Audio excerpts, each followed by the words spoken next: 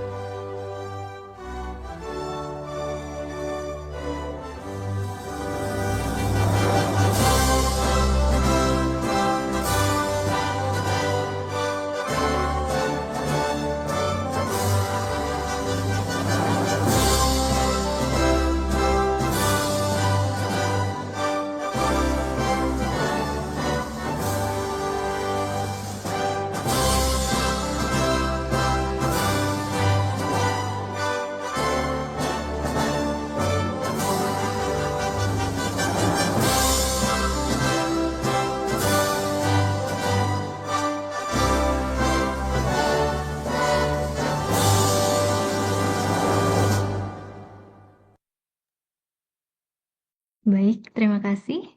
Hadirin yang berbahagia, selanjutnya marilah kita dengarkan sambutan sekaligus membuka secara resmi kegiatan pelatihan menulis buku ini yang akan disampaikan oleh yang terhormat Bapak Wahid Hasim M. Hum, Sekretaris LP2M UIN Cyber Syekh Nurjati Cirebon. Kepada Bapak Wahid Hasim, waktu dan tempat kami persilahkan.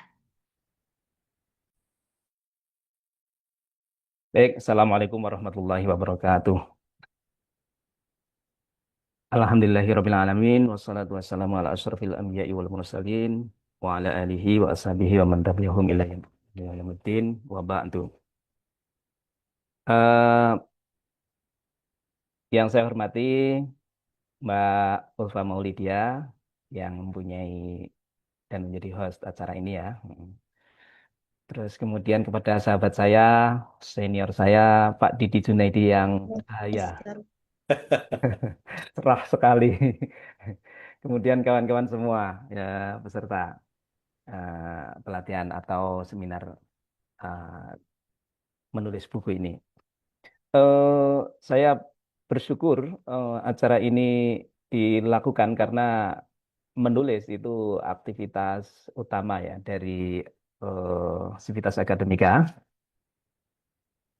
Dan judulnya sangat menarik ya, menyejarah dengan menulis ini ya. Wah, ini memang saya kira ini kolaborasi antara Mbak Ulfah dengan Pak Didi nih. Pak Didi ini pasti punya apa nama yang mengusulkan itu judul itu saya kira.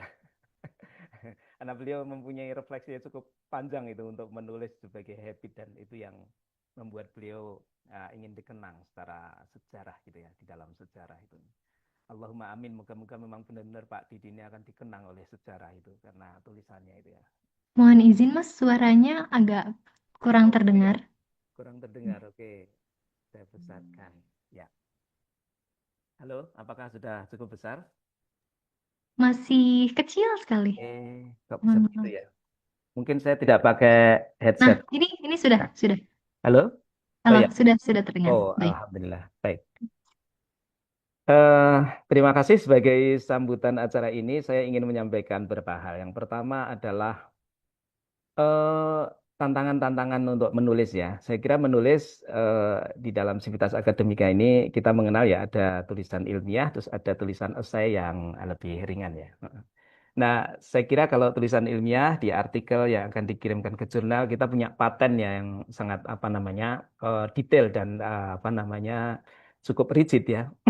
Harus ada gap, harus ada problem research, ada tujuan research dan dari sana nanti kemudian akan dicari kebaruan ya, novelty dan seterusnya.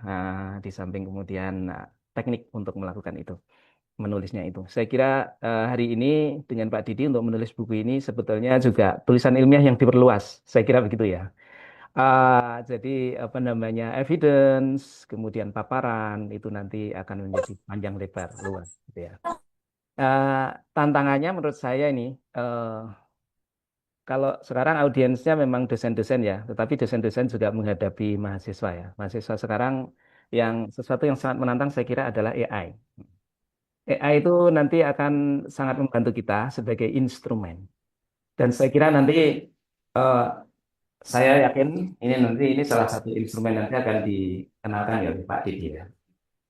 Tapi sebagai instrumen, suara sebagai instrumen itu bagaimana supaya dia tetap menjadi instrumen, bukan menjadi tujuan atau bukan menjadi sesuatu yang menguasai kita gitu. Nah, kalau di dunia apa namanya menulis ini sebetulnya secara konsep gitu ya. Tulisan adalah presentasi dari ide gitu ya. Jadi to presenting the idea itu melalui tulisan gitu.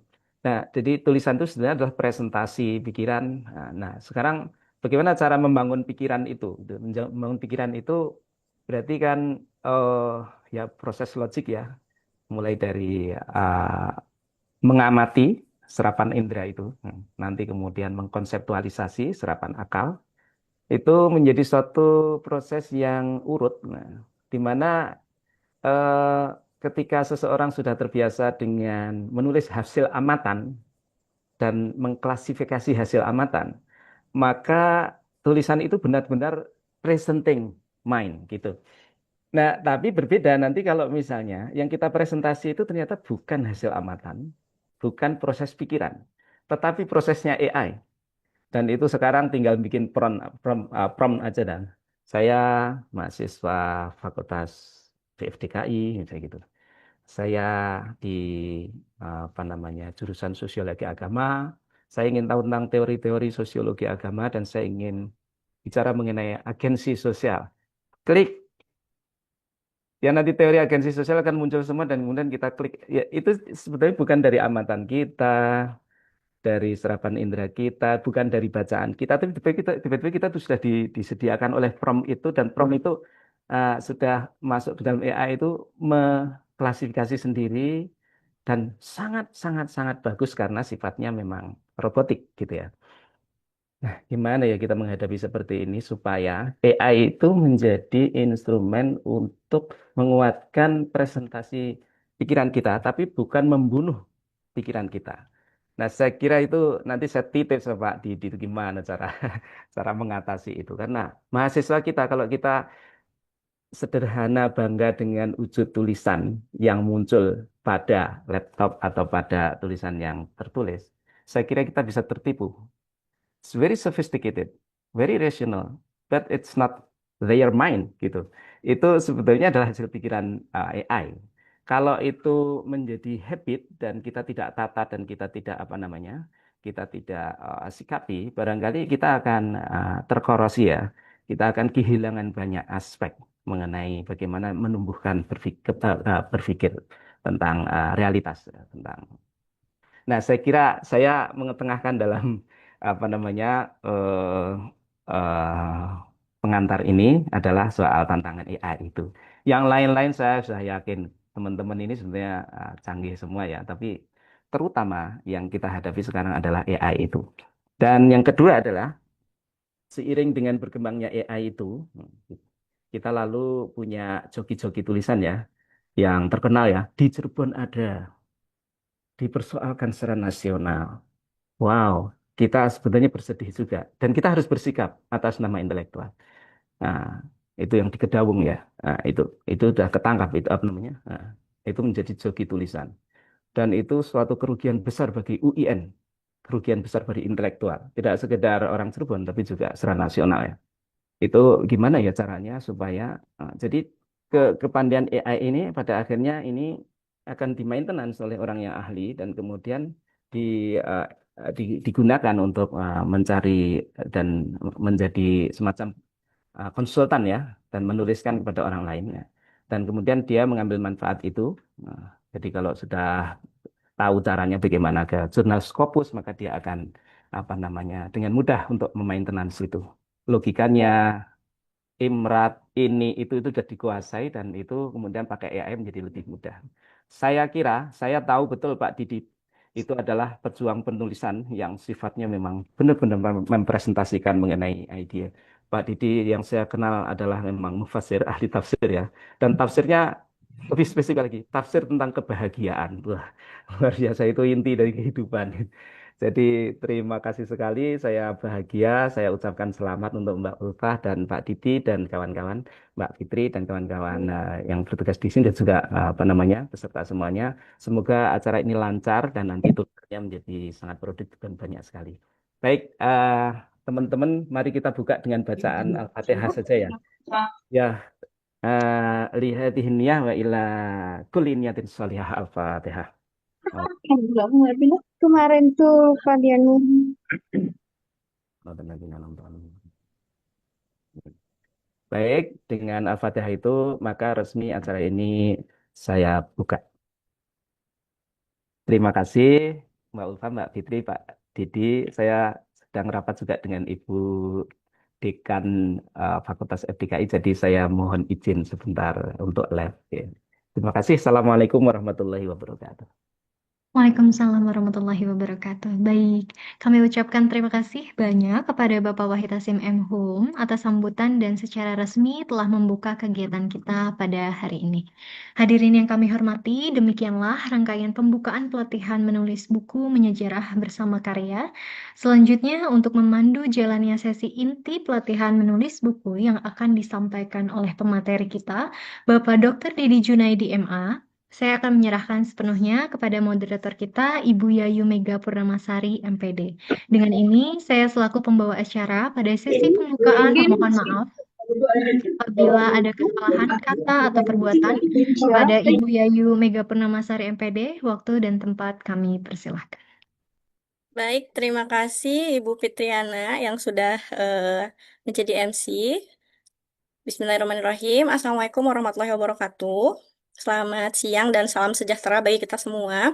Puji dan syukur marilah kita panjatkan kehadirat Allah Subhanahu wa taala yang mana atas rahmat beserta karunia-Nya kita semua dapat berkumpul dalam acara pelatihan menulis buku dengan tema Menyejarah dengan Karya.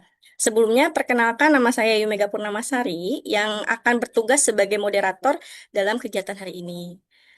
Senang sekali bisa membersamai Bapak dan Ibu serta teman-teman sekalian, dan sepertinya ini semoga bukan dari dosen maupun akademisi dari UIN Cybersainujat saja, tapi juga dari berbagai pihak luar, yang mana kegiatan ini diharapkan memberikan manfaat bagi kita semua, utamanya dalam menulis buku gitu. Kegiatan pelatihan ini bertujuan untuk memberikan wawasan kepada kita, selanjutnya juga memberikan motivasi dan panduan praktis bagi kita semua yang ingin memulai atau bahkan melanjutkan langkah kita dalam menulis buku. Biasanya memang setiap orang memiliki tantangan tersendiri ketika menulis buku, entah itu membangun mood yang sulit, kemudian juga punya ide tapi bingung menuangkan ke dalam kata-kata, atau tadi yang disampaikan oleh Pak Wahid ya, bagaimana sih kita memanfaatkan AI gitu. Melalui pelatihan kali ini dengan tema menyejarah dengan kata, harapannya kita semua dapat kembali semangat dalam membangun ide dan juga menuangkan gagasan dalam sebuah karya menjadi buku gitu. Di tengah-tengah kita sudah hadir pemateri yang luar biasa. Halo Bapak Dr. Didi Junaidi MA. Ya, tanpa berpanjang kata, izinkan saya untuk memperkenalkan narasumber kita kali ini yang luar biasa. Beliau merupakan dosen dan juga aktivis ya dalam membuat buku.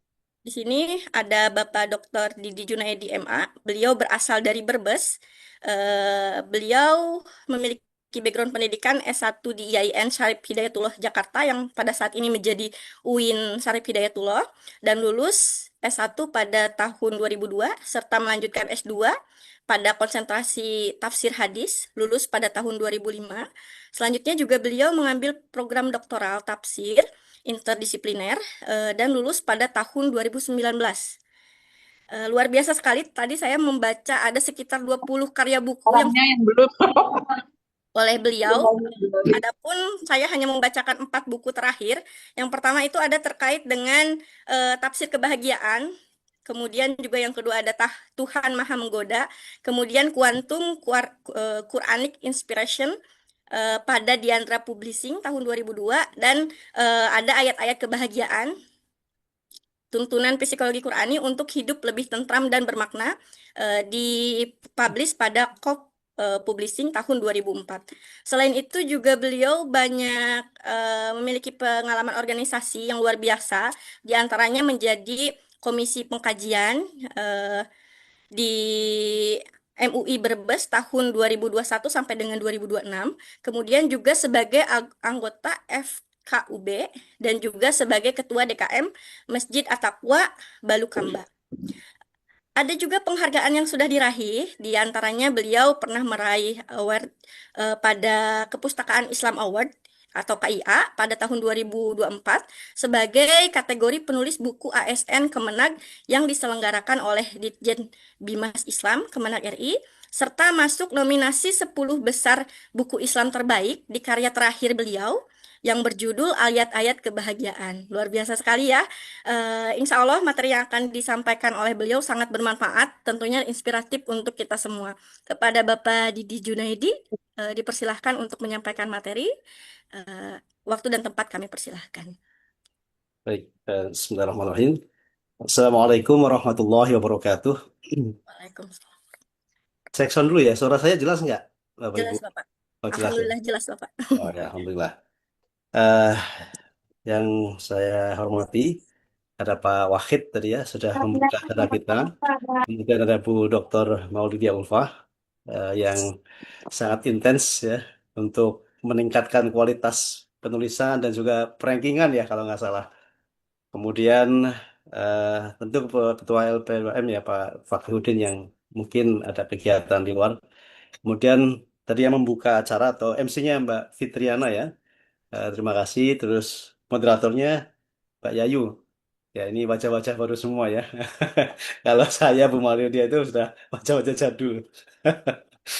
Baik, syukur Alhamdulillah, bahagia sekali saya bisa bersilaturahim secara virtual ya, bisa bertatap layar ya, bukan bertatap muka, bertatap layar eh, untuk kegiatan yang mungkin ini perdana ya, Bu Dr. Maulidia ya, baru di antara narasumber dosen sini, ini kegiatan yang pertama kayaknya. Iya, pertama. Ya, Alhamdulillah, mudah-mudahan kesan pertamanya menggoda ya.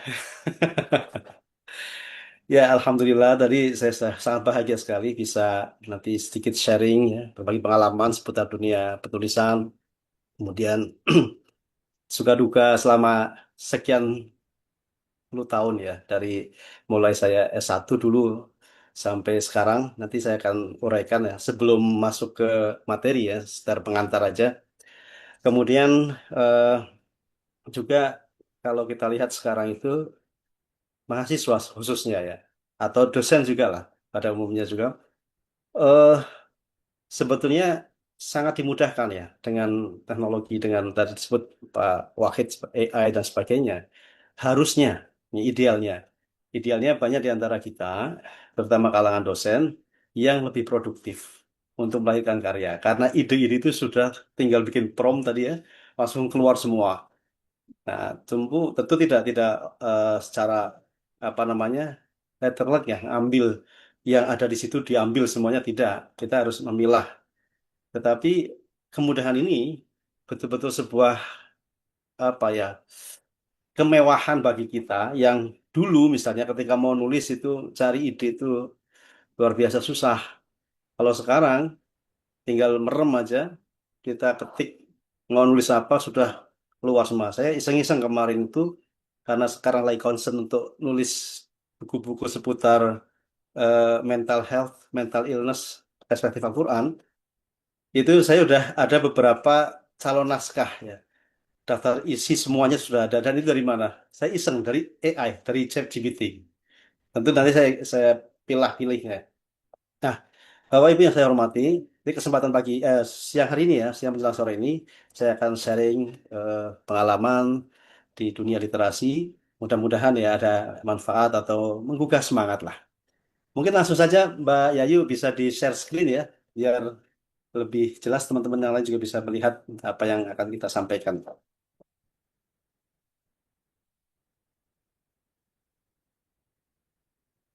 Ya, oke. Sudah Eh, terlihat, Bapak? sudah. Menyejarah bersama karya. Ya, ini judul yang saya ambil ini memang sengaja untuk menggugah kesadaran kita semua bahwa eh, salah satu nilai kehidupan adalah punya manfaat. Dan ini didasari sebuah hadis ya, karena kita orang UIN, sekaligus saya dosen di IAT, biar kelihatan ada bau-bau IAT-nya atau bau-bau keislamannya. Hadis yang sangat jadi semacam tagline hidup saya lah. Teman-teman sudah hafal semua. Khairun nas anfa'uhum linnas. Jadi sebaik-baik manusia itu yang paling bermanfaat untuk manusia lainnya. Itu yang terus saya pegang. Sehingga kemudian saya ambil tema menyejarah bersama karya. Kelak ketika kita sudah apa intikal ila jiwarillah ya, sudah kembali ke hadapan Allah, yang bisa kita berikan sumbangsih itu kepada masyarakat sepeninggal kita adalah karya. Maka saya sering guyon, sering bikin satu ungkapan, jangan sampai setelah kita meninggal, nama kita hanya tertulis di batu nisan. Paling banter itu di cover Yasin ya, cover buku Yasin itu. Nama kita jangan sampai hanya tertulis di situ. Tetapi sebelum kita meninggal, nama kita minimal minimal seumur hidup itu sekali sudah tertulis di cover buku yang bisa dinikmati oleh masyarakat secara luas sampai kita kelak kembali ke hadapan Allah. Makanya temanya adalah menyejarah bersama karya. Oke, next, Mbak Yayu. Nah, ini pesan Om Pram ya. Om Pram Mudianantatur itu juga menjadi semacam motivasi lah untuk kita semua, khususnya para penulis. Orang boleh pandai setinggi langit, tapi selama ia tidak menulis, ia akan hilang di dalam masyarakat dan dari sejarah. Menulis adalah bekerja untuk keabadian. itu sebetulnya saya yakin beliau bisa menghadirkan quote yang luar biasa dalam seperti itu hasil perenungan yang tidak sesaat, itu perenungan panjang. Jadi karya itu adalah keabadian. Nah, sehingga saya juga sering menyampaikan di antara motivasi saya menulis itu adalah untuk mengabdi dan mengabadi. Jadi mengabdi untuk kemanusiaan dan mengabadi ya bersama kekekalan lah bersama Tuhan nanti. Oke, next. Ini kalau tadi dari kita dari eh, penulis Indonesia, sekarang dari Imam Al-Ghazali ini sang Hujjatul Islam ya. Siapa yang nggak kenal dengan beliau? Imam Ghazali ini sosok yang kalau dalam bahasa Prancis itu disebut par excellence ya, sudah hampir sempurna, sudah sangat mendekati sempurna. Kenapa? Karena keilmuan yang beliau dalami atau kuasai itu sudah, wah, kita sudah nggak bisa mengungkapkan dengan kata-kata lah. Eh, ada catatan kalau nggak salah saya pernah baca yang termaktub atau terdeteksi itu karya beliau itu ada sekitar 500-an itu yang kita tahu. Ada bahkan lebih dari itu mungkin yang tidak sempat terekam. Nah, beliau mengatakan, jika kau bukan anak raja, juga bukan anak ulama besar, maka menulislah. Nah, ini kan penting sekali ya. Kita bukan anak raja, bukan anak presiden, bukan anak ulama besar, maka menulislah. Menulis inilah yang akan menjadi distingsi kita. Pembeda antara eh, sesama saintis. Itu pembedanya adalah menulis. Saya ingat satu ungkapan ya. All scientists are same. Still one of them write a book. Jadi semua ilmuwan itu sama sampai ada satu di antara mereka yang menulis buku. Jadi kita nih, maaf ya, di UIN ada berapa ilmuwan? Banyak sekali. Nah, yang jadi pembeda adalah ketika orang tersebut melahirkan karya. Dan saya sangat eh, berharap ya kita semua, teman-teman di lingkungan Civitas Akademika, khususnya dosen, itu Fastabiqul khairatnya itu berlomba-lomba menulis karya ya, bukan berlomba-lomba dalam hal yang lain, dalam arti yang tanda kutip nggak positif.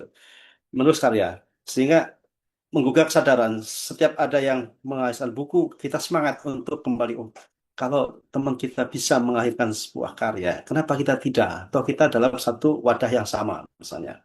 Tentu beda pengetahuan, beda keilmuan. Nah, masing-masing berkarya dalam bidang keahliannya. Itu kan luar biasa. Saya membayangkan kalau dosen IAIN UIN ya, wah, saya masih ngomong IAIN aja. UIN sekarang ada berapa sih? 400 ada Bu Dokter Maulidia, dosen UIN sekarang ada 400-an lebih kayaknya ya. Kayaknya banyak lah. Sudah guru besarnya sudah banyak lagi. Itu kemudian masing-masing melahirkan semester satu karya saja dari sekian mata kuliah yang diampu. Toh sudah ada juklaknya atau sudah ada outline-nya dari RPS masing-masing. Itu saya membayangkan kalau dalam satu semester satu dosen melahirkan satu karya buku utuh ya dari RPS-nya atau dari yang lain, itu betapa. Bapak, mohon maaf suaranya menjadi kecil, Pak. Halo, Eh, halo, ya, jelas nggak? ya, harus Terlalu jauh lebih ya, dekat kayaknya, Pak. ya dekat, lebih dekat aja ya, jelas nggak? Udah, Pak. Gimana Pak? Ya Ya, udah ya jelas. Ya ya tadi saya terlalu jauh mungkin. Saya membayangkan kalau setiap dosen di UIN tuh satu semester ya melahirkan satu karya buku dari entah RPS ya yang sudah ada outline-nya pembelajarannya atau dari yang lainnya. Itu betapa kayanya khazanah keilmuan literasi kita di kampus. Itu dan sangat mungkin. Makanya nanti saya ada tips-tipsnya ini. Bagaimana melahirkan sebuah karya. Entah ya yang saya biasa tulis memang sampai 20-an karya lebih itu adalah buku ilmiah populer ya. Bukan ilmiah akademik yang seperti jurnal. Jurnal memang nanti ada perbandingan.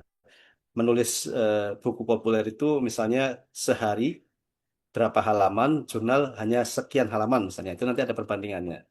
Oke, next. Nah, ini motivasi nih. Motivasi itu dalam bahasa agama disebut apa ya? Niat ya mungkin ya. Niat, kemudian apa? eh Niat utama kita ya motivasi kita menulis.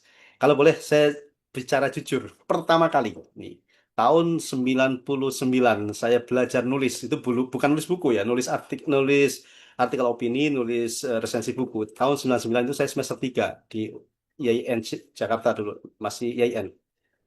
UIN sekarang ya. Motivasi utama saya adalah materi. Ini biar semua juga tahu ya, saya buka aja rahasia saya itu. Kenapa materi? Ada seorang teman, eh, saya sebut namanya lah, ini untuk kebaikan. Namanya Dr. Izzar Rahman. Izzar Rahman. Sekarang itu beliau dosen di UHAMKA dan saat ini sedang bersama istrinya di Australia karena istrinya lagi ngambil S3 di sana. Dr. Izzar Rahman itu dulu semester 3 eh, resensi bukunya sudah terbit di beberapa koran di Jakarta itu. Dan yang menarik, ketika dia mau ambil honor, itu ngejak saya. Nah ini saya nggak tahu untuk menyemangati atau mau pamer. Waktu itu ya udah, kita senang saja. Jadi ketika itu, ayo diikut, mana kantor redaksi, koran apa gitu atau majalah, mau ngambil honor. Honor apa? Honor resensi buku. Wih, pas dilihat ternyata macam-macam ada yang 200 ada 300 tahun dulu 99 itu kan cukup besar. Itu kemudian saya terpikir langsung, tolong ajari saya itu. Dah, kamu nulis saja sendiri.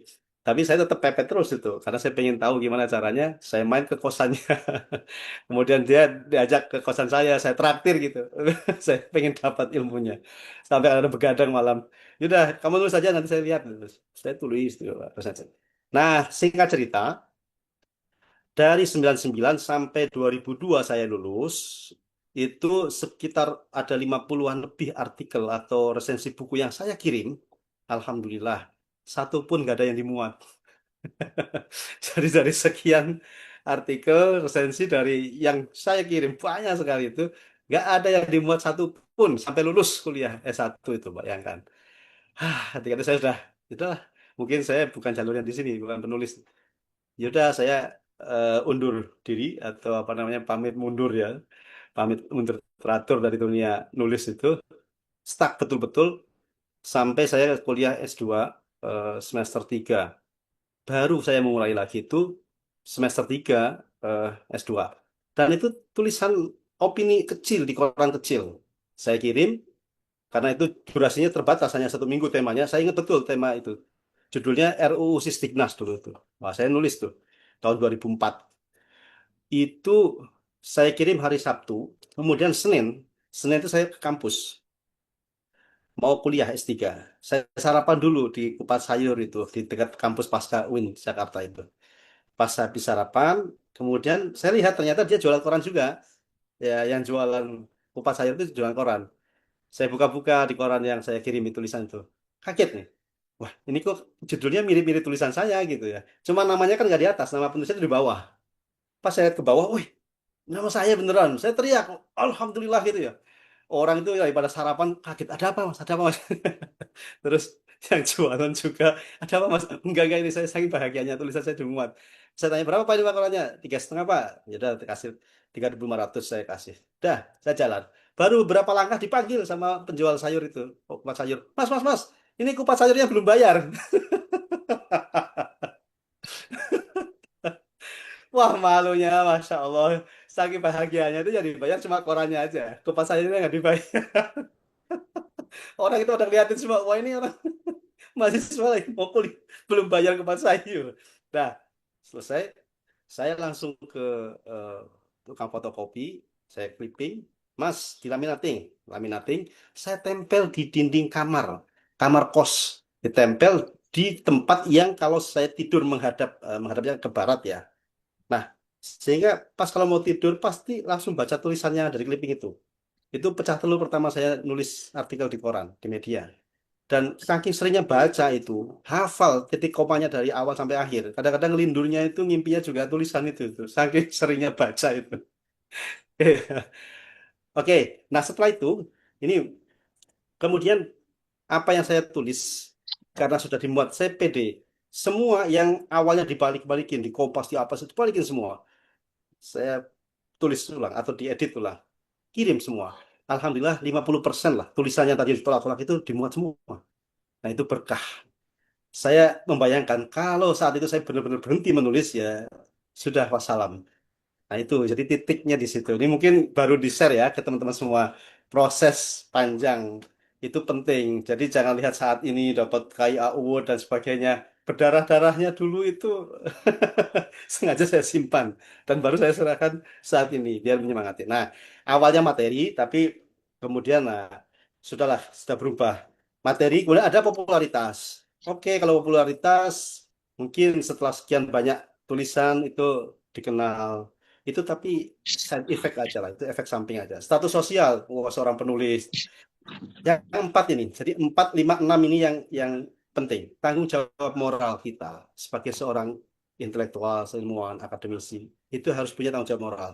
Kalau kita punya pengetahuan dan hanya untuk diri sendiri, ya untuk apa gitu kan? Menyejarah, ini yang sesuai dengan tema kita, menyejarah, mengabadi. Semua orang ingin dikenang. Nggak ada orang yang ingin dilupakan, pasti ingin dikenang. Di antara cara untuk dikenang adalah menulis karya. Sekarang tadi saya quote-quote itu ya, quote-nya Pramudia Anantatur, quote-nya Al-Ghazali. Itu dua tokoh itu eh, kita kenal beliau-beliau, padahal bukan siapa-siapa kita, bukan keluarga kita, bukan orang tua kita, bukan saudara kita, tapi kita kenal karena karya-karya beliau. Saya membayangkan tokoh-tokoh seperti Al-Ghazali, Syafi'i, Al-Bukhari dan sebagainya yang sudah wafat sekian abad itu sedang bahagia mendapatkan transfer pahala di saldo rekening akhiratnya dari karya-karya yang beliau tulis dan saat ini kita baca. Nah, itu passive income-nya di situ. Menulis itu passive income pahala ya, pasti income pahala. Kalau passive income yang secara materi nanti di dunia lah. Jadi sekarang motivasinya kita harus tentukan teman-teman semua, Bapak Ibu, dosen semuanya, motivasi kita menulis apa. Kalau hanya sebatas materi seperti saya dulu, itu cukup panjang prosesnya dan banyak kita akan merasa lelah lah. Karena semua yang hanya sifatnya materi itu sesaat. Yang mengabadi itu adalah ya tadi menyejarah dan investasi akhirat. Oke, next. Nah, ini suka dukanya ya, suka duka penulis. Ini saya sebutkan sukanya dulu lah. Kalau dukanya nanti nggak ada yang mau nulis. Sukanya dulu. Pertama, bisa berbagi ilmu dan pengalaman, jelas. Yang kedua, populer. Ya, mungkin sesekali memang saya sering. Suatu ketika saya ikut yang coaching klinik waktu penulisan khutbah Jum'ah di Kemenak Pusat ya di Jakarta itu. Dalam satu lift, itu ada yang kemudian langsung nanya, ini Pak Didi ya? Pak Didi, iya betul. Dari siapa ya? Dari mana Pak? Saya membaca tulisan-tulisan Bapak. Oh ya, dari mana? Dari UIN Surakarta. Oh iya dah. Terus saya, oh iya kenalan di situ. Jadi di lift, di dalam lift itu, karena kebetulan berdua, terus dia langsung, Pak di sini lah. Iya betul. Oh, dari mana? Kan nggak ada template yang nggak ada apa. Tuh. Saya suka baca tulisan Sunda. Oh, di mana bacanya? Oh, banyak Pak. Oh, ya dah. Dari mana? Dari UIN Surakarta. Oh, akhirnya sekarang berteman. Gitu. Nah, populer itu nomor sekian lah. Penghasilan besar jika buku laris manis bestseller. Nah, ini. Penghasilan besar jika bukunya laris manis bestseller. Iya, kalau laris manis. Kalau enggak, apa yang dapat kita peroleh? Enggak ada. Nah, untungnya, alhamdulillah selama ini itu buku-buku saya itu terbitkan oleh penerbit besar, penerbit mayor, yang saya tidak mengeluarkan dana sepeser pun. Di Gramedia itu ada 6 atau 7 buku, LX Media Komputindo, Quanta, di KOF ada 3, terus di Diandra Yogyakarta itu ada 1, di Tiga Serangkai Tinta Medina ada 1, kemudian di beberapa penerbit lainnya ada. Nah, penerbit-penerbit besar itu kan pakainya royalti. Jadi eh, ada yang membeli, bukan membeli ya. Jadi di Gramedia itu paling bagus, penerbit paling bagus. Buku baru mau terbit, kita sudah langsung dikontak untuk mendapatkan DP, DP transfer royalti di Gramedia yang saya pahami. Kalau yang lainnya enggak. Nah, dan tingkat kejujurannya luar biasa Gramedia itu. Selalu ada laporan per semester. Mau laku berapa itu ada laporan. Jadi penghasilan besar jika buku kita laris manis, betul. Tapi kalau buku kita nggak laku, ya sudah kita nggak dapat apa-apa. Royalti mungkin ala kadarnya. Yang keempat, jam kerja fleksibel, betul. Saya itu kan menulis, nah ini sekaligus ya, mungkin teman-teman ada yang nanya, kalau saya kalau nulis jam berapa, kalau subuh itu kan pagi saya share tulisan itu. Saya kalau ditanya gitu jawabannya bercanda. Yang nulis itu khodam saya. Yang nulis itu khodam. Saya tidur, khodamnya yang nulis. Enggak, jadi sesungguhnya saya itu sudah punya bank tulisan, termasuk bank ide. Jadi misalnya saya hari ini nggak nulis, itu sudah ada eh, apa calon-calon yang akan saya keluarkan besok misalnya. Termasuk bank ide. Bank ide itu gini, saya ketika pulang ini, saya kan masih nih di antara teman-teman yang ada di UIN, mungkin saya salah satu yang jadi apa ya, dosen seperti supir supir bus akap antar kota antar provinsi ya, dari Brebes itu kan Jawa Tengah ke Cirebon Jawa Barat itu saya bus akap itu saya seperti itu. Jadi setiap pulang berhenti di lampu merah, kemudian kok tiba-tiba ada lihat satu fenomena atau apapun, ada ide. Itu kalau pulpen selalu ada di saku. Nah, kertas kan kadang-kadang saya nggak bawa blok, nggak ada apa. Saya ambil tisu, tisu di dashboard mobil tuh. Di dashboard mobil ada tisu, saya ambil tisu itu. Kemudian ide yang muncul itu apa? Langsung saya tulis aja satu kata, dua kata, udah. Saya simpan, masukin saku. Nanti begitu sampai rumah, sudah santai, sudah istirahat, saya buka itu laptop, folder bank ide, saya masukkan situ. Idenya apa ini? Nah, nanti pada saat kita senggang ada waktu yang cukup luang, saya susun dari ide itu menjadi kadang satu tulisan artikel atau apa namanya tulisan reflektif itu atau bahkan outline buku. Dan beberapa buku saya itu dari situ. Pernah juga buku yang judulnya 5 Langkah Menuju Sukses Dunia Akhirat diterbitkan Kuanta 2013 itu yang responnya lumayan bagus. Itu dari mana saya dapatkan idenya? Dari saat ngisi eh, apa arisan keluarga. Jadi keluarga kami ada arisan keluarga setiap bulan dan hampir pasti saya yang ngisi untuk tausiah gitu. Nah, pada saat saya menyampaikan tausiah itu, saya tahu tiba-tiba kok muncul ide-ide itu dan segera ketika pulang ke rumah saya buka laptop, saya masukkan ide-ide itu. Jadilah buku 5 Langkah Menuju Sukses Dunia Akhirat itu. Dan ide-ide banyak sekali. Makanya kalau ada mahasiswa datang, Pak, saya mau konsultasi konsultasi apa? Saya susah Pak cari ide. Langsung saya jawab gini, Mas, Mbak, ide itu jutaan triliunan sedunia. Bahkan saya sering berseloroh gini. Ketika ada pelatihan penulisan ya, tanya, Pak, gimana sih caranya mendapatkan ide? Saya sambil guyon bilangnya gini, saya ini karena biasa nulis, lihat wajah istri saja bisa jadi ide menulis. Lihat wajah istri itu jadi ide menulis. Itu istri sendiri yang dilihat. Kalau istri orang apalagi itu. Candaan nih. Jadi melihat wajah istri saya bisa jadi ide untuk menulis. Artinya sesederhana itu, semudah itu. Oke ya, jam kerjanya fleksibel ya, saya bebas nulis kapan saja. Kemudian menjadi bos untuk diri sendiri, betul. Ya, ya itu tadi. Apalagi kalau kita nulis sendiri, nerbitin sendiri, ya, nggak perlu pakai royalti-royaltian kan. Kita semua uang masuk kantong sendiri. Itu jadi bos untuk sendiri. Itu sukanya. Dukanya, satu, kecewa ketika naskah ditolak penerbit. Ya memang namanya penolakan itu pasti menghadirkan luka batin. Jadi siapapun ya, yang namanya penolakan, rejected itu luka yang tidak mudah sembuh. Makanya hati-hati yang sering ditolak-tolak ya, itu segera move on. Yang kedua, penghasilan tidak tetap, betul. Jadi jangan mengandalkan penghasilan dari satu untuk bisa menulis yang nggak jelas itu. Yang ketiga, sedih ketika karya tidak laku di pasaran. Ya udah capek-capek nulis, cari idenya susah, nulisnya berat, modalnya banyak misalnya, nggak laku. Nah, tapi kalau kita serahkan ke penerbit, ya memang itu tanggung jawab penerbit.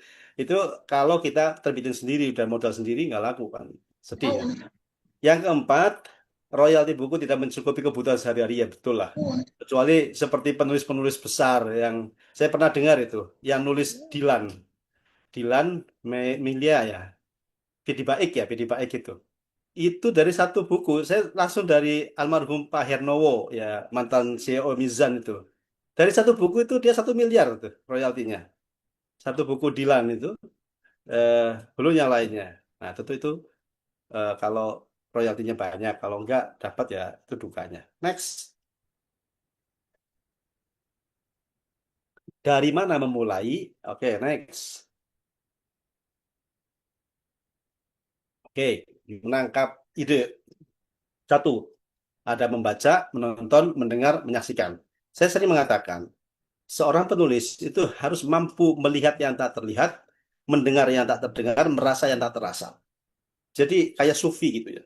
sufi itu kan mampu melihat sesuatu yang tidak terlihat, ya. Bahkan tahu sebelum kejadian. Kalau dalam bahasa tasawuf itu atau bahasa itu tuh ada apa namanya kalau di Jawa itu weruh sadurunge winarah, ya. Tahu sebelum kejadian. Nah, membaca gitu banyak banget ya, buku, koran, majalah, jurnal, blog, status, Facebook, story, IG, TikTok, macam-macam lah. Bahkan kadang-kadang nih, saya buka aja di sini. Saya kadang-kadang iseng. Kalau pas lagi santai, terus lihat status-status teman-teman yang ada di kontak saya, terus dia nulis apa itu jadi ide tulisan. Kadang-kadang yang saya cari, oh ini tentang ini. Ada yang galau, ada yang lagi apa kacau pikirannya ya macam-macam lah. Itu kemudian saya cari referensi, kemudian jadi sebuah tulisan. Menonton berita, film, pertunjukan dan sebagainya. Mendengar ceramah, mendengar musik, iklan. Buku buku saya itu banyak yang tulisan atau diawali dari lirik-lirik lagu. Ada satu tulisan disebut hati-hati dengan hatimu itu. Itu kan lagunya Dewa ya kalau saya yang hati-hati dengan hatimu itu kan. Terus ada lagi tentang ini yang jangan menyerah. Itu dari The Massive itu. The Massive itu tadi saya kutip itu. Ada lagi yang ini dari angkatan lama ya, Camelia Malik. Itu yang judulnya Lika-Liku Hidup ya. Hidup penuh liku-liku gitu kan. Itu saya bikin. Jadi kuat-kuat itu memancing kita untuk jadi teman-teman kalau kesulitan mengawali paragraf pertama ya. Karena kata para penulis yang sudah senior, all first paragraph are shit ya. All first draft are shit. Semua paragraf awal itu susah. Nggak penulis pemula apalagi ya. Ataupun penulis yang sudah lama. Saya kadang-kadang itu susah apa nih mau menulis pertama itu. Kadang-kadang itu ya itu tiba-tiba dengar lagu itu. Wah, kalau sekarang ada lagu baru tuh yang covernya Azizah ya, Mangu Mangu itu. Dan kemarin saya lihat itu, saya lihat di VT di TikTok itu ada skripsi yang motonya itu adalah itu. Dan di bawahnya tulisannya cover Azizah, cover Mangu Azizah. Jadi berdamailah kayak gitu loh. Itu ditulis di situ. Tapi kan itu jadi sebuah ide kan, luar biasa. Maka tidak ada orang kalau penulis itu kehabisan ide itu nggak ada. Harusnya semua bisa jadi ladang untuk ide.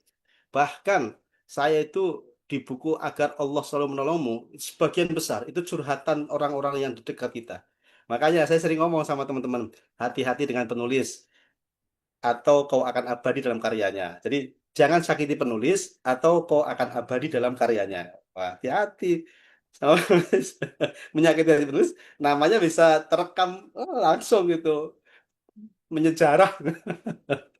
Oke, kemudian menyaksikan ya fenomena sehari-hari, ya itu dari curhat beberapa orang teman, tetangga, kolega. Jadi ketika orang mendengar suara-suara sumbangan gosip dan sebagainya, itu kemudian saya serap, saya jadikan sebuah ide. Kalau yang lain mungkin hanya sekedar itu kan, bahkan mungkin ngompor-ngompori, bumbui. Kalau saya jadi sebuah ide, kemudian saya tulis, Jadi namun tadi saya mau bisa cokot. pantasnya apa ini? Pakainya ayat apa atau hadis apa seperti itu. Next.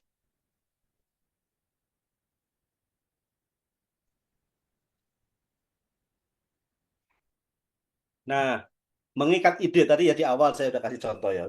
Ini satu ungkapan al ilmu saydun wal kitabatu qaiduhu. Ilmu adalah buruan dan tulisan adalah ikatannya. Karena kita nggak bisa mengandalkan memori kita. Tidak ada jaminan kan kita akan tetap memorinya kuat sampai tua nanti. Maka tulislah. Di Al-Quran juga sama kan. Ada ayat terpanjang di Al-Baqarah itu tentang tulis menulis. Jadi ketika kita sedang bertransaksi, tidak ada yang tumbidatin ila ajali musamma faktubuh. Jika kalian mengadakan transaksi dalam masa tertentu, ya faktubuh, tulislah. Karena memang tulisan itulah yang akan apa ya bisa terus kita lihat jejaknya. Kalau ucapan seperti ini kan, ya kalau sekarang sudah ada YouTube, sudah ada yang bisa merekam ya. Tetapi tulisan jauh lebih efektif. Nah, al ilmu saydun wal kitabatu qaiduhu. Ilmu itu adalah apa buruan dan tulisan adalah ikatannya. Pertama, menuliskan ide yang didapat sesegera mungkin. Nah, ini kata utamanya atau yang di underline itu sesegera mungkin. Karena kita kan tiap hari bertumpuk informasi. Jangan sampai kita sudah dapat ide, menguap. Udah nanti aja, hilang itu. Padahal kadang-kadang kita dapat ide yang brilian, itu tidak setiap saat.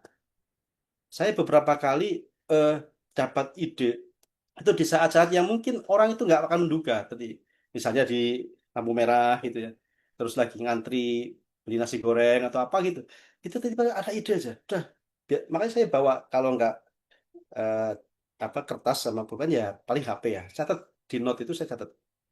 Maka tulis ide di HP, smartphone, iPad, laptop, mood dan sebagainya. Termasuk di tisu tadi kalau di dashboard mobil saya itu ada tisu, saya tulis di situ. Dan itu ternyata sangat apa ya terbiasa dengan hal-hal seperti itu. Kita tidak melewatkan ide sekecil apapun, karena kita nggak pernah tahu. Misalnya ada ide yang sebetulnya itu kalau kita olah menjadi sebuah tulisan luar biasa, tapi kita biarkan, hilanglah kesempatan itu. Ini pentingnya. Oke, next. Menentukan tema adalah pokok pikiran. Oke, tema akan menjadi payung besarnya. Kemudian penentuan tema yang jelas memudahkan menulis outline. Saya sering menyampaikan pada mahasiswa ketika bimbingan skripsi proposal itu, saya bilang, kamu itu mau menulis apa? Tema besarnya apa? Nah, coba di breakdown dalam outline. Nanti kalau sudah tergambar, silahkan mulai. Tapi kalau belum, masih bingung menentukan tema dan sebagainya, itu ya pasti akan nggak jelas. Kadang-kadang temanya sudah jelas, ketika dibuat outline, dia kebingungan juga. Nah, maka harus tema itu gini, nanti di bawah itu ada ya. Kita itu menulis sesuatu yang memang minat kita, bagian dari keseharian kita, sehingga kita tidak repot-repot. Contoh gini, saya itu tidak pernah menulis sesuatu yang sama sekali tidak kita kuasai, atau saya bukan bidang situ. Saya nggak pernah nulis tentang ekonomi, tidak pernah menulis tentang politik, karena saya sadar diri, bukan di situ core saya. Saya menulis ya tentang tema-tema keagamaan, keislaman, tentang Quran, tentang hadis dan sebagainya. Udah itu saja. Tentang motivasi Islam dan sebagainya. Saya nggak berani. Meskipun mungkin mampu, saya menulis tentang tema politik dari kacamata Islam, tema ekonomi, kalau misalnya bisa. Tetapi jelas kalah dengan mereka yang memang expert di bidangnya. Makanya jangan coba-coba kita menulis sesuatu yang bukan bidang kalian kita. Takutnya begitu sudah dipublish, kita diketawain sama orang yang ahli di dalamnya. Karena istilahnya kan beda. Istilahnya beda, terus cara apa namanya mungkin logikanya beda dan sebagainya. Maka tema itu yang sesuai dengan bidang kalian kita. Next. Mengembangkan tema melalui mind mapping. Oh ini lah, ini contoh mind mapping. Jadi pentingnya kita membuat mind mapping. Apa nih tema besarnya, kemudian kita uraikan dalam akar-akar atau apa namanya cabang-cabang itu ya, biar memudahkan. Ya sama dengan outline itulah. Next.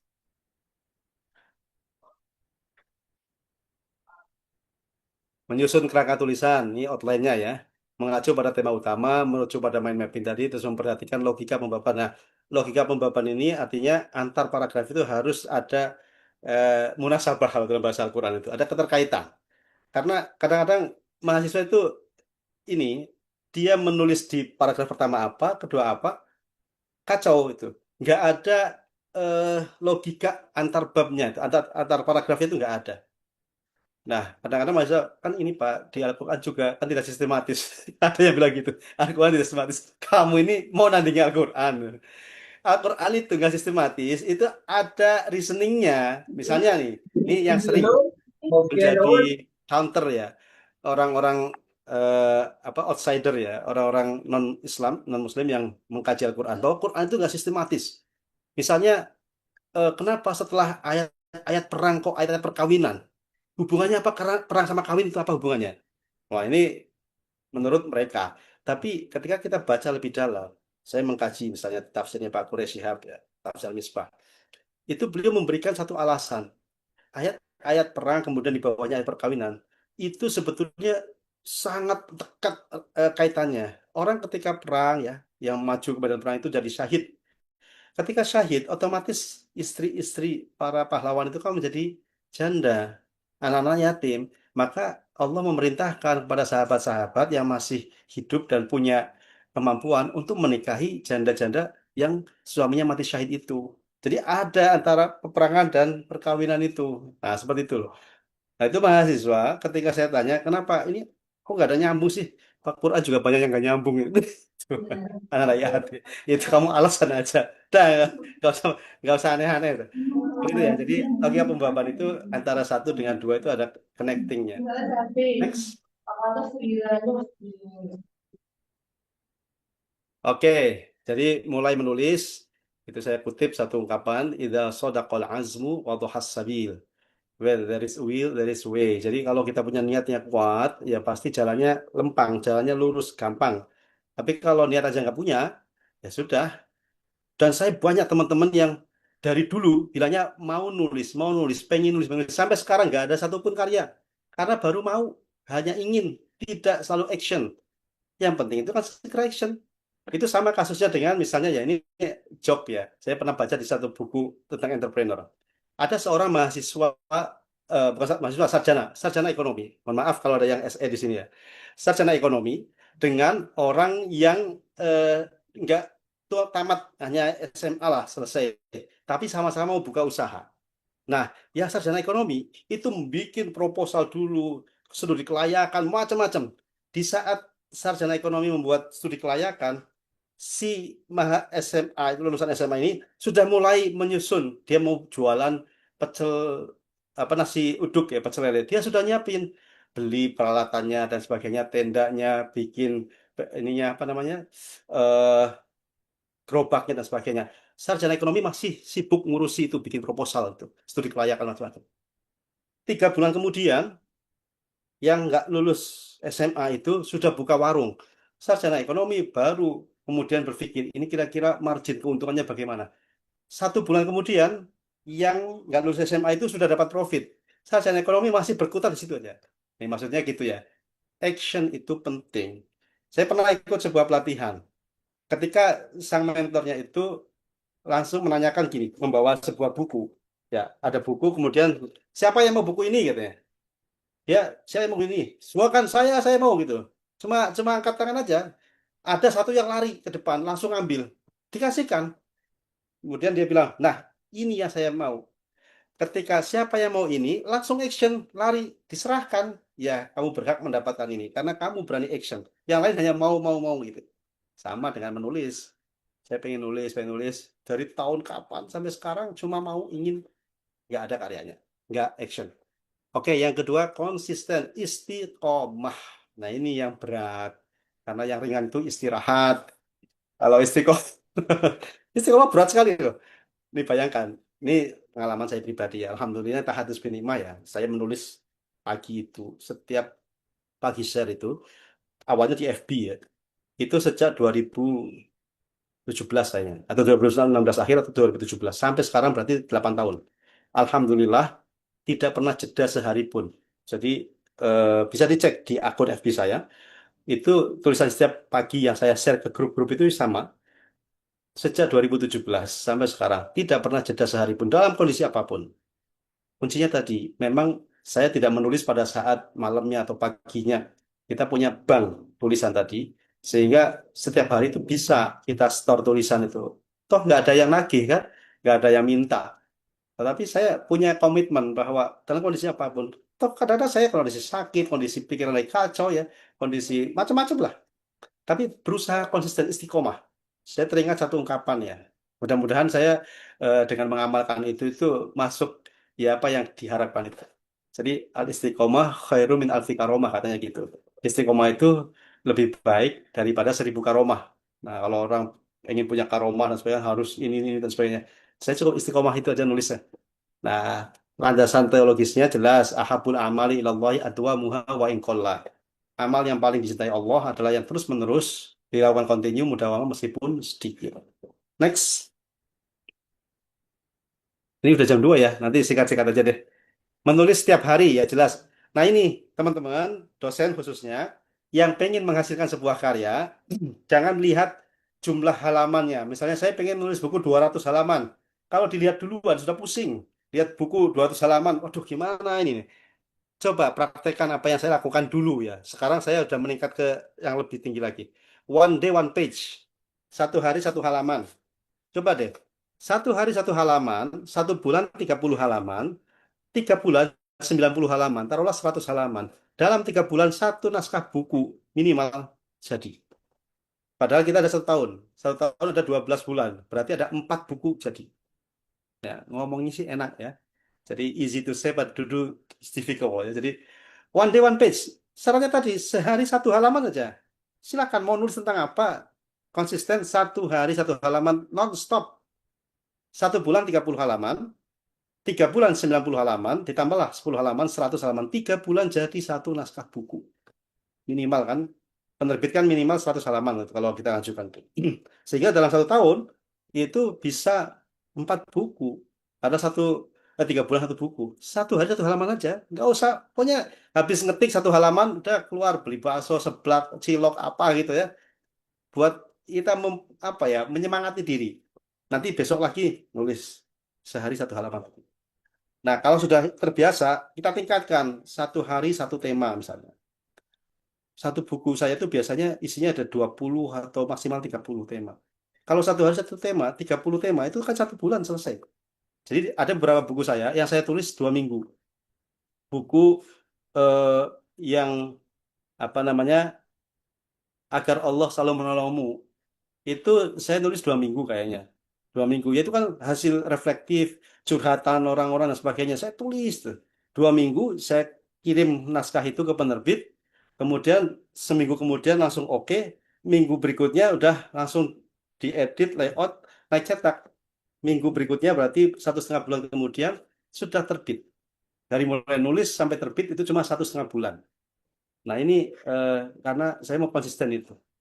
Menulis tentang apa saja, kapan saja, di mana saja, dalam kondisi apa saja. Nah ini, saya kalau di kampus, kadang-kadang jeda istirahat ngajar, itu saya buka HP itu. Kelihatannya memang sedang WA atau apa itu. Itu sebetulnya saya sedang nulis. Sedang nulis di notes itu. Cuma teman-teman mungkin lihatnya apa. Kan saya pegang HP itu. Kalau di laptop kan kelihatan lagi nulis. Kalau di HP kan saya nulis di note itu. Nah, itu jeda sesaat itu ya balas WA dulu terus nanti setelah itu nulis. Next.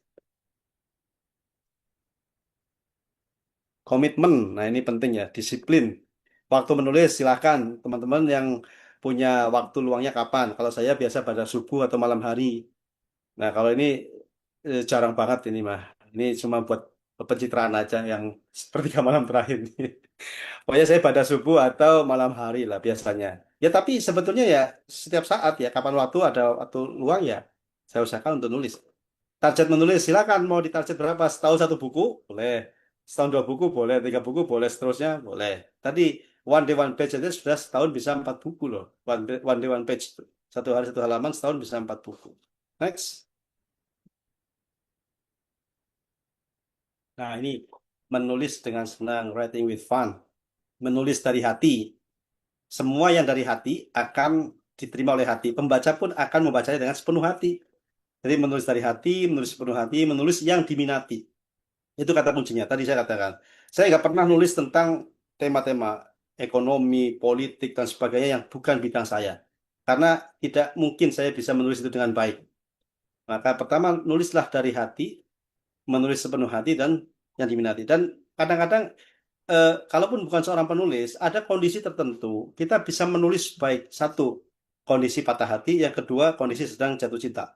Jadi dua kondisi itu biasanya tiba-tiba orang jadi penulis, jadi puitis dan sebagainya. Manfaatkan kesempatan itu.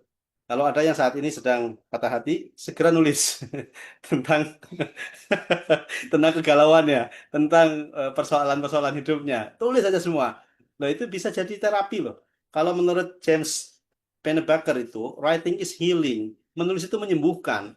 Jadi daripada kita curhat kepada orang, meskipun teman dekat, belum tentu dia bisa jaga rahasia kita. Tahu-tahu dia nge-share kemana-mana kan bahaya.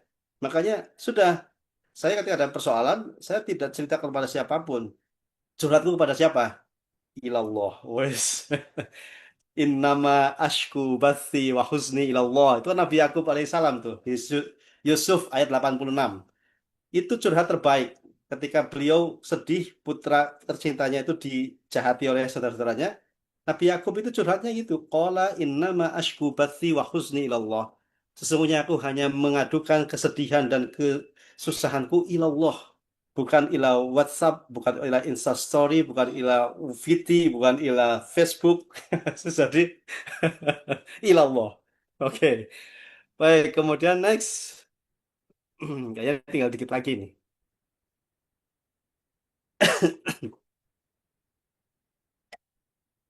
selanjutnya silakan. PPT-nya juga sudah mulai lelah ini PPT-nya. Ya, ini hanya apa sekedar untuk memotivasi aja ya.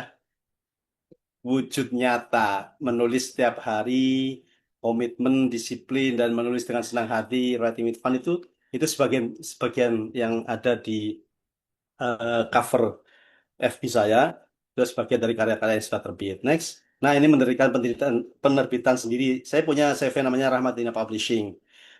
Penerbitan buku, kemudian ya beberapa penulis sudah kerjasama dan sebagainya.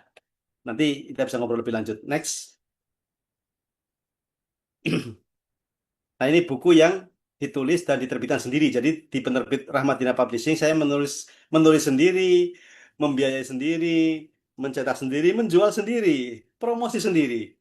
Nah, ini raup berkah saat umur bertambah, kemudian Tuhan Maha Menggoda, kemudian tafsir kebahagiaan itu disertasi. Pertama kali untuk ujian disertasi saya harus mengeluarkan buku yang ber-ISBN dan itu saya terbitin sendiri karena nunggu penerbitnya lain susah.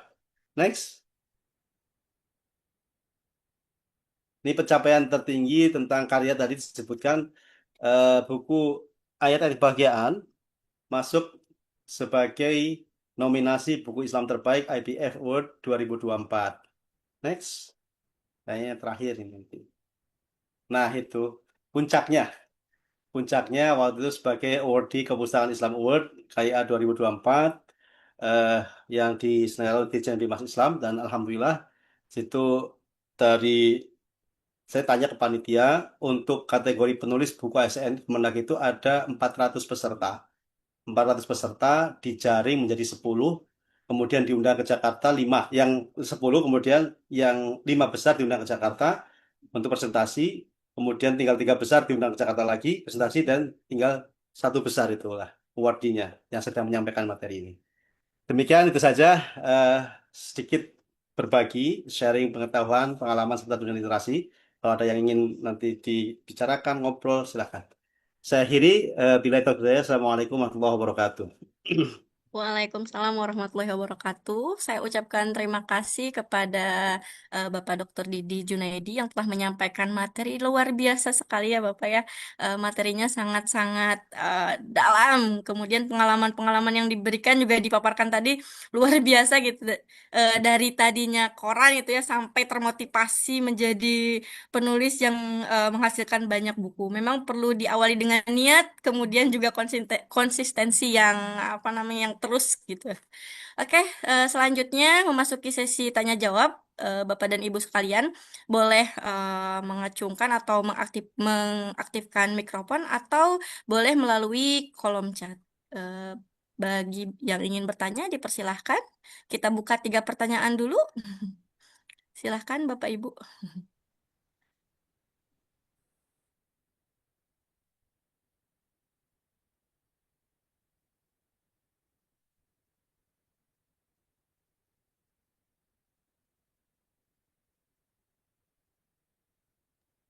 Izin tanya Bu Yayu tuh di chat. Oh iya, iya. Ya, silakan. Boleh. Izin bertanya, bagaimana cara menjaga konsistensi menulis terutama saat semangat sedang turun? Nah ini yang sering terjadi di kalangan dosen-dosen, semangatnya turun, idenya hilang. Gitu. Gimana Prof? Gimana Oke, Pak Dokter? baik.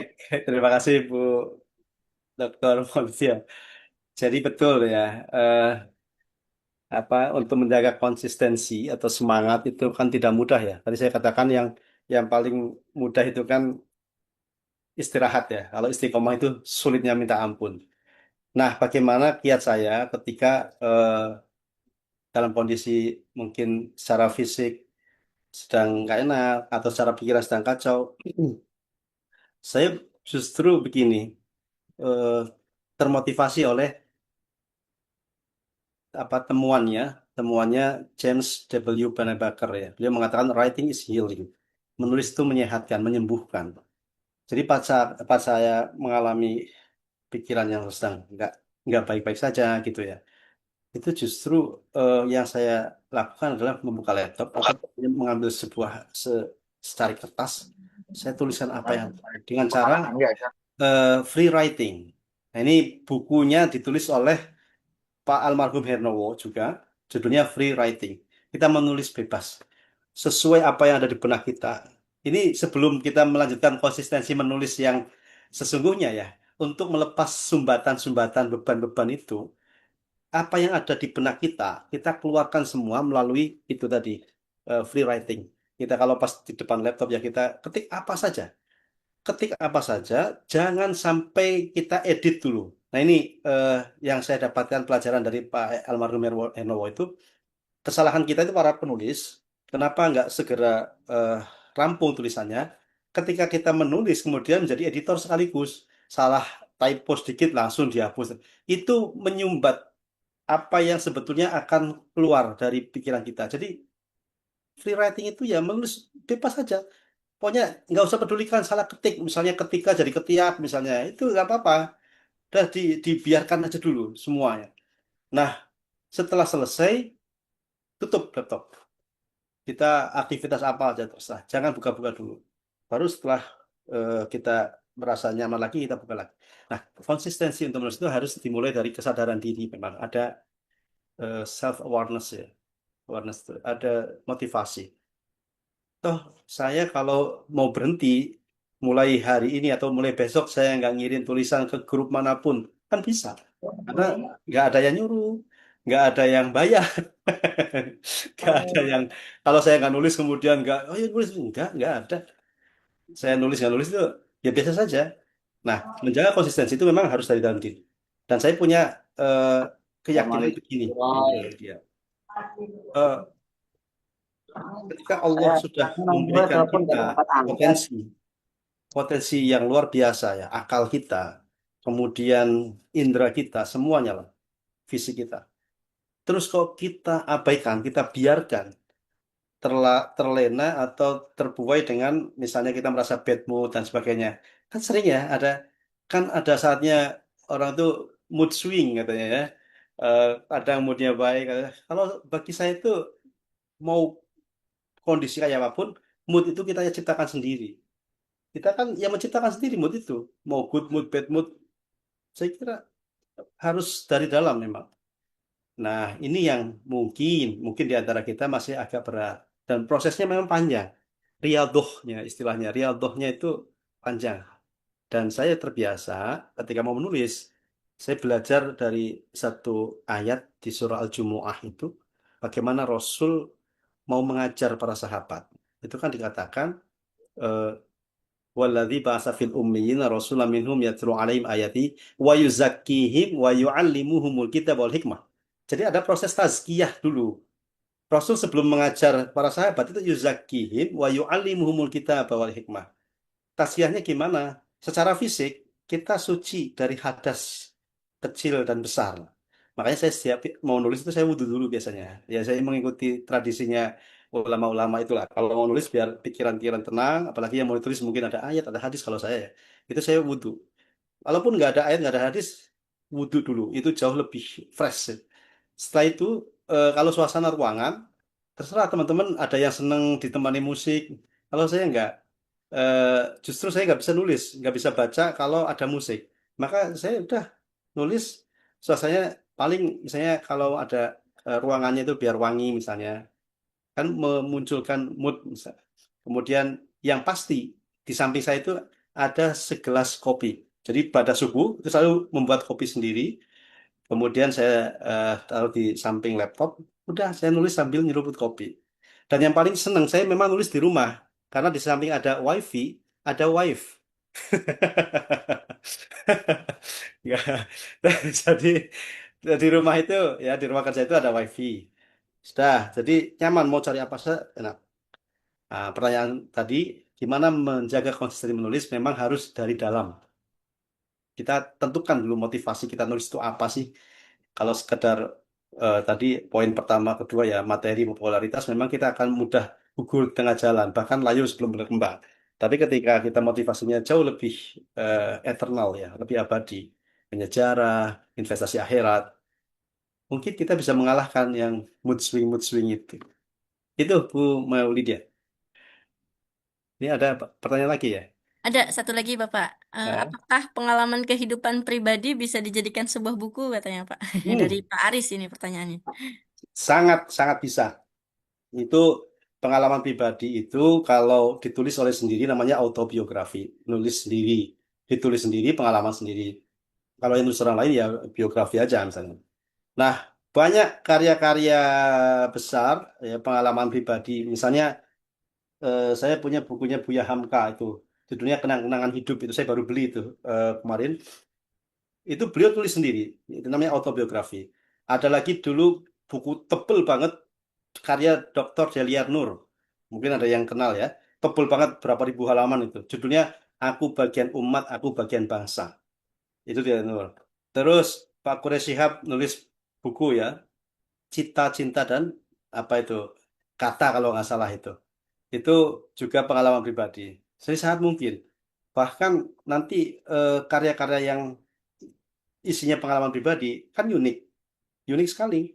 Itu setiap orang punya pengalaman yang berbeda dan ketika ditulis akan memberikan kesan yang berbeda sehingga tidak hanya pengalaman orang. Kalau ya saya tulis di ayat-ayat kebahagiaan di apa agar Allah selalu menolongmu itu sebagian besar memang curhat orang-orang di sekitar saya, tangga, teman, sahabat semuanya lah. Nah, ada juga cerita saya sendiri. Nah, saya memang ke depan saya nantilah pada saatnya sudah eh, timingnya tepat, saya ingin nulis autobiografi, nulis tentang diri sendiri. Jadi boleh, sangat mungkin menulis buku tentang diri sendiri. Itu ya. Tadi siapa? Aris ya. Ini siapa lagi? Ada lagi? Ada Pak. Ya, Ini ada dua lagi Pak. ya silakan. Kalau dari Pak Taqiyuddin hanya menekankan bahwa biografi bentuk tulisan tentang kepribadian seseorang. Mm-mm. Kemudian dari Bapak Ahmad Arwani, Mm-mm. bagaimana sebuah buku karangan diplagiat mungkin ya orang lain sedih katanya. Bagaimana Pak apabila eh, apa namanya karya kita Oh utamanya ya, diplagiasi oleh oh orang lain. ya, Seperti yang pernah terjadi ya belakangan ini ya Pak ya. ya Ya, banyak. Makanya ketika saya mau beli buku di online ya, entah di Tokopedia umumnya atau Shopee atau apalah, saya lihat ini harga normalnya berapa ini. Kalau harga buku normalnya itu karena 100.000, kok ada yang jual 30.000, oh, otomatis ini pasti bajakan. Dan saya usahakan untuk tidak membeli itu. Karena apa? Sebagai seorang penulis, betul-betul merasa dizolimi ya. Kelihatannya buku itu laris, tapi karena dibajak, kan orang belinya yang bajakan itu, yang memang suka beli-beli yang murah-murah itu akhirnya merugikan penulis, merugikan penerbit dan sebagainya. Yang jelas saya berani mengatakan orang-orang yang membajak karya itu tidak akan berkah hidupnya karena dia menari-nari dari penderitaan orang lain. Sehingga kalau istilah saya jadi ingat ini ada satu ilmuwan Prancis ya kalau nggak salah, namanya Julien Benda ya. Beliau menulis ungkapan bagus tentang orang-orang yang melakukan itu. Namanya La Trahison de Clerc, apa namanya pengkhianatan intelektual, pengkhianatan intelektual. Orang-orang yang membajak, memplagiat dan sebagainya itu dia melakukan pengkhianatan intelektual karena dia nggak tahu betapa susahnya orang itu mendapatkan ide, menulis buku berdarah-darah seperti tadi ya. Kemudian kok enak saja dibaca, diplagiat itu. Dan saya punya pengalaman, suatu ketika tulisan saya yang saya share ke beberapa media sosial, itu pernah saya iseng aja, tulisan udah lama banget. Judulnya itu kalau nggak salah Kesenangan Semu gitu. Eh, apa namanya? Pseudo happiness ya. Kebahagiaan semu atau pseudo pleasure lah, saya lupa itu. Nah, tulisan itu ternyata ada di eh, ini website blognya apa TKI ya, Tenaga Kerja Indonesia di Hong Kong. Dan nggak ada nama saya. Kan karena saya nulis tahu kan, saya udah nulis 100 atau mungkin ribuan tulisan, itu tulisan saya tahu persis itu. Saya cek kan, oh iya ini tulisan saya yang lama seperti ini. Judulnya sama persis, nggak diganti. Cuma nama penulisnya diganti oleh dia. Oh, saya telusuri itu jejaknya. Saya kirim email. Saya bilang bahwa tolong kalau mau menulis, mengutip atau mengambil, disertakan nama penulis aslinya. Kalaupun mau diubah, ditulis saja ini dikutip di sini gitu. Oh, orangnya minta maaf. Terus ujung-ujungnya, Pak, minta nomor rekeningnya. Saya nggak butuh. Gitu. minta nomor rekeningnya Pak sebagai ucapan terima kasih. Nggak usah. Cukup Anda tidak melakukan hal serupa, baik saya ataupun penulis yang lain. Persis plek, nggak ada yang dibuang titik koma, hurufnya sama, judulnya sama, hanya namanya, nama penulisnya itu diganti, nama saya diganti sama dia. Oh, saya telusuri jejaknya, ketemu, saya kirim email, terus waktu itu masih email ya, udah agak lama. Terus dia minta maaf, terus yaitu mungkin ucapan terima kasih, ucapan permaaf ya, permohonan maaf, minta Pak minta nomor rekeningnya. Saya nggak butuh itu ya. Yang saya ingin Anda berhenti melakukan kegiatan seperti ini, mengambil tulisan orang atas nama sendiri. Oh, itu kejahatan intelektual itu. Ya disebut dengan tadi literature neglect dari siapa? Julian Benda itu. Oke, next ada lagi pertanyaannya? Ya, ini dari Ibu Ivo. Ini Ya, pertanyaan khusus kalangan ibu-ibu. ya gimana? Bosan, Pak, saat mau nulis biasanya suka ada bisikan Saiton ini buat masak di dapur, makan, dan seringnya gangguan dari anak-anak. Biasanya bikin mood ibu-ibu melayang kemana-mana. Akhirnya ditutup lagi laptopnya. Mohon saran bagaimana biar ibu-ibu bisa fokus menulis. Ya, biasanya kalau ibu-ibu diganggu oleh anak-anak biasanya, Ah Pak. iya, oke oke. Ya, makanya Bu kalau udah mau nulis baca ta'awudz Bu. A'udzubillahi minasyaitonirrajim itu biar setan-setannya pada kabur. Ya, kalau buka laptop itu agak susah ya. Biasa kan hampir semuanya pegang HP lah, semuanya pegang handphone. Sudah di itu kan ada aplikasi ada notes tuh. Kalau ibu-ibu mau nulis agak lama tuh susah, tulis aja beberapa kalimat dulu. Nanti jeda apa masak dulu atau apa nanti tulis lagi nggak apa-apa seperti itu. Asal memang ada niatan. Saya kira nggak ada yang susah kok.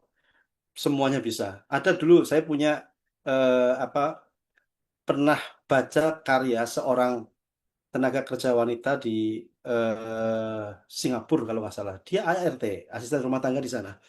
Bisa melahirkan buku. Coba dia sambil kerja, dia nulis. Dia kerja itu nulis. Jadi di waktu-waktu senggang dia istirahat itu nulis. Dan bukunya bestseller. Saya lupa namanya waktu itu siapa ya. Termasuk J.K. Rowling itu kan dulu apa? Dia kan pekerja serabutan yang menulis Harry Potter itu kan pekerja serabutan. Dia nggak punya rumah, homeless dia. Akhirnya eh, kalau dia habis kerja, dia ke kafe, hanya pesen satu gelas kopi, kemudian dia nulis, kertasnya juga nggak beli, dia ambil sisa-sisa kertas yang nggak kepake, dia modelnya pulpen, sampai mau diusir-usir sama yang punya kafe itu, pesannya cuma segelas kafe, segelas kopi, dari siang atau sore sampai malam, sampai mau tutup. Nah, tapi dengan semangat yang gigih itu kan sekarang siapa yang nggak kenal Harry Potter? Malah sudah ada museumnya lagi kan. Dan dinas di apa ya tahbiskan lah sebagai perempuan penulis terkaya se-Inggris atau sedunia lah di bawah Ratu Elizabeth kekayaannya, persis di bawahnya. Itu kan luar biasa. Itu jadi ada saja waktu kalau kita mau niatan itu. Terus, next. Izin satu pertanyaan lagi, Pak. Apakah setiap terbit sebuah buku otomatis memiliki haki atau harus diajukan seperti buku? Oh ya. Kemudian Jadi, terus? sharing terkait royalti penulis Oh barangkali ya itu. ya. Ya, Baik, dua baik. terakhir ya Bapak Ibu. Ya. Baik, yang pertama, pengalaman saya dari sekian buku yang diterbitkan baik oleh Gramedia, penerbit besar, Kof, atau Tiga Serangan dan sebagainya, tidak otomatis. Tidak otomatis. Kalau belakangan itu ada kan jasa penerbit-penerbit indie yang menawarkan paket buku ber-ISBN, kemudian pas terbit otomatis dapat haki. Itu sekarang ada jasa-jasa itu. Mungkin mengakomodasi para penulis yang agak susah menembus ke penerbit-penerbit besar, sehingga ada jasa-jasa dengan harga yang sudah disepakati gitu. Tapi kalau pengalaman saya di Gramedia, di Tiga Serangkai, di Diandra, di Kof, di Publish dan sebagainya, itu eh, tidak ada. Maka saya ngajuin sendiri. Saya ajuin 3 buku yang memang dari kajian skripsi, tesis, disertasi saya sudah ada hakinya semua. Jadi yang skripsi saya dulu judulnya kan ayat-ayat ini penyimpangan seksual dalam perspektif Al-Quran. Nah, terbit menjadi buku tahun 2010 itu 17 plus seks menyimpang tinjauan psikologi dan Al-Quran. Kemudian terbit lagi di eh, apa namanya Gramedia, judulnya apa namanya penyimpangan seksual menurut Al-Quran. Nah, itu saya hakikan. Saya daftarkan haki. Kemudian yang kedua, tesis saya menafsir teks memahami konteks menelisik akar perbedaan penafsiran terhadap Al-Quran itu juga saya hakikan. Kemudian yang terakhir kemarin tafsir kebahagiaan juga saya hakikan. Tapi ini sendiri ngurus sendiri. Kalau dari penerbit tidak otomatis. Itu yang pertama. Yang kedua apa royalti tadi ya? Royalti buku ya. Kalau di Gramedia itu ada yang istilahnya DP royalti. DP royalti itu di awal buku baru terbit kita dapat DP royalti sekaligus dapat 6 eksemplar buku yang terbit. Yang 5 hak kita, yang 1 itu untuk direvisi lagi. Barangkali masih ada kesalahan sehingga kalau ada cetak ulang itu buku yang ada di tangan kita itu bisa direvisi. Kalau di KOF, di 3 serangkai, di Diandra, di publish itu semuanya royalti. Tapi memang rata-rata bagus, apa jujur ya, amanah lah untuk penyampaiannya. Biasanya kan di bulan-bulan antara Agustus sama Februari itu royalti itu setahun 2 kali. Itu kira-kira. Ada yang oh ya yang sekarang itu ada namanya yang beli putus ya. Ya dulu juga ada. Dan saya belum pernah. Kemarin saya sempat ngajuin satu naskah buku ke satu penerbit.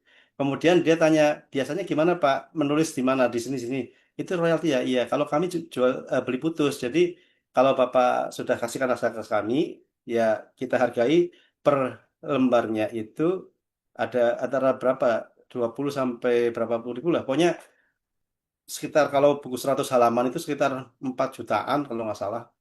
Udah selesai. Loh, kalau nanti cetak ulang gimana? Cetak ulang apa ada perjanjian baru? Enggak, itu sudah haknya penerbit. Oh gitu. Tapi penulis diberi kompensasinya apa? Boleh menjualkan bukunya sendiri dengan diskon 50% itu. Itu yang sekarang ada seperti itu. Oke, masih ada? Baik, Bapak, ini masukan saja dari Bapak Taqiyuddin. Ya. Bagusnya Pak Dokter memfasilitasi penulis atau dosen katanya dengan penerbit yang telah menerbitkan buku-buku Pak Dokter. Oh iya, Barangkali. Oke, nanti kita ngobrol lagi lebih lanjut. Baik. Baik, barangkali sesi diskusi kita akhiri. Untuk sebelum kita tutup, silahkan Bapak dan Ibu sekalian untuk mengisi daftar hadir. Nanti sertifikat akan dikirim melalui email masing-masing.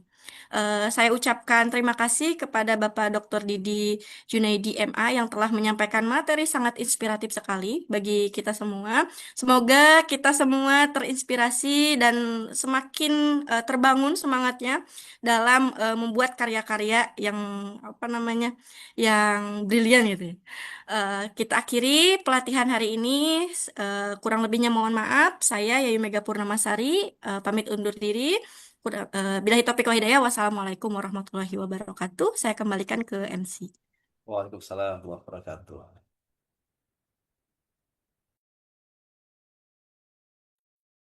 Baik, Bu Fitriana, sudah selesai.